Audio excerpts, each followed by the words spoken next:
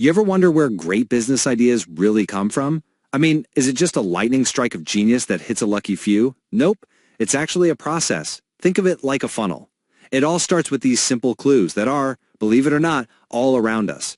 So let's dive in and figure out how you can start spotting them too. Okay, first things first.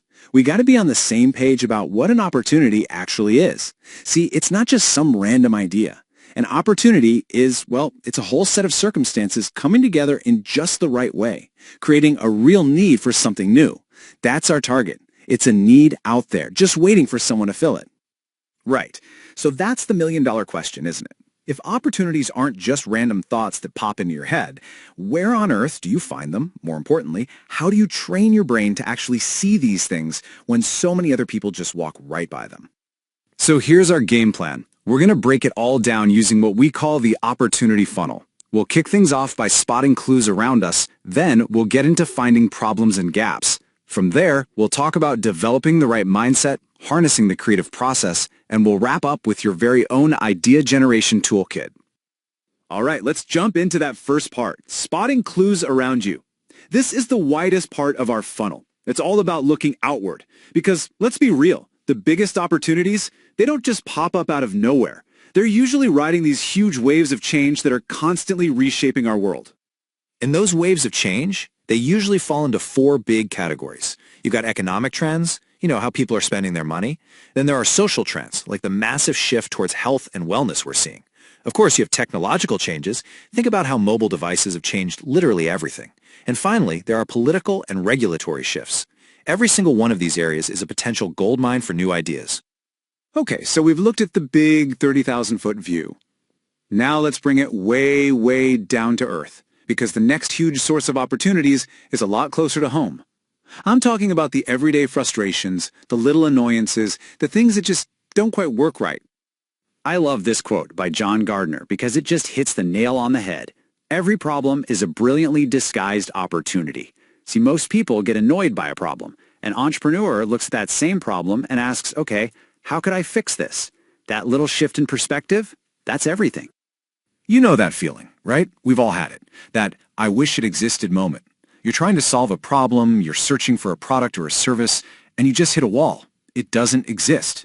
Well, that frustration, that's not just an annoyance. That's a massive blinking neon sign telling you you've just stumbled upon a gap in the market. And this isn't just some abstract theory. Look at these real companies. The Java Jacket, that exists simply because someone's coffee was too hot to hold. City Slips, those foldable flats, born from the pain of wearing high heels all night. And companies like Daisy Rock Guitars or Bodacious Clothing, they saw entire groups of people, women guitarists and plus-size fashion lovers, being totally overlooked. Every single one started with a really simple, observable problem. Okay, so we've covered where to look for ideas, looking outward at big trends and inward at small problems. But now we need to talk about how to see them, because it's not just about what you're looking at. It's about the mindset, the lens you're looking through. What's really interesting is that there are kind of two main paths to finding these insights. You can be the insider, someone like Michael Dell. He knew the computer industry inside and out, and he used that deep knowledge to completely change how it worked. Or you can be the outsider. Think Richard Branson, who famously dives into industries he knows nothing about. He brings a totally fresh perspective and isn't afraid to shake things up. And the cool part is, both paths totally work. And this all leads to this key idea called entrepreneurial alertness. People sometimes talk about it like it's a sixth sense for spotting opportunities. But it's not magic. It's really a skill, a muscle you can build. And you build it by constantly asking why. Why is it done this way? And, maybe most importantly, by just shutting up and listening to what people are complaining about. And here's the thing. You don't have to figure all this out on your own, locked in a room. Get this. Somewhere between 40 and 50% of all new business ideas come from social contacts. That's huge. It just goes to show you your network of friends, colleagues, and family isn't just for hanging out. It's one of your most powerful tools for finding those little sparks of inspiration. So, okay, you've spotted something. You have that little spark of an idea. What's next? Well, it's definitely not a giant leap from problem straight to product.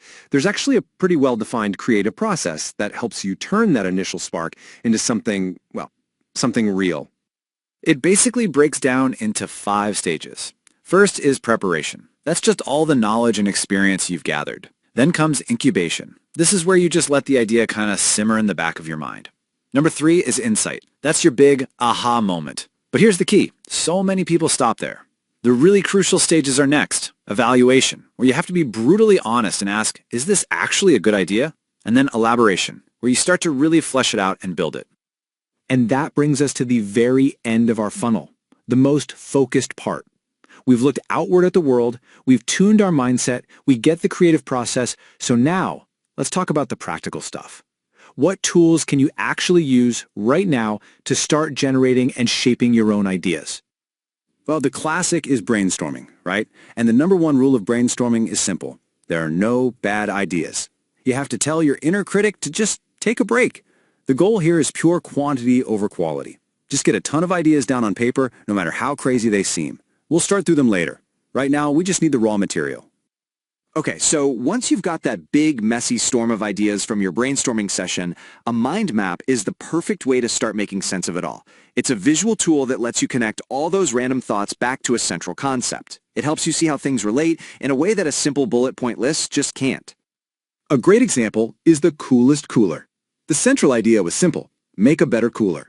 But from there, they branched out. What if it had a built-in blender? What about waterproof speakers? How about LED lights inside? See how that works?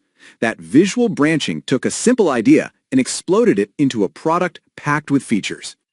But listen, you can't just create stuff in a vacuum. At some point, you need to get a reality check. That's where a focus group comes in. You get a small group of people together, your potential customers, and just talk to them. It's all about getting honest, direct feedback to help you refine your idea. It's the perfect way to pressure test a concept before you go too far down the road. And there are other powerful techniques too. You can do library and internet research, or even set up customer advisory boards. But some companies, like Intuit, the makers of TurboTax and Mint, they take it to another level. They do what are called day-in-the-life studies. They literally send researchers to people's homes to watch how they actually manage their finances. That kind of direct observation is absolutely priceless. So there you have it. That's the opportunity funnel. You start wide by looking at the world around you. You narrow your focus by developing the right mindset. And finally, you use specific tools to capture and shape your idea. It's a system, a repeatable process. It's not just about getting lucky. And that really brings us full circle. You've got the framework, you've got the tools, you now have everything you need to start seeing the world a little bit differently, to see opportunities where everyone else just sees a problem. So the only question I have for you is, what everyday problem are you going to solve?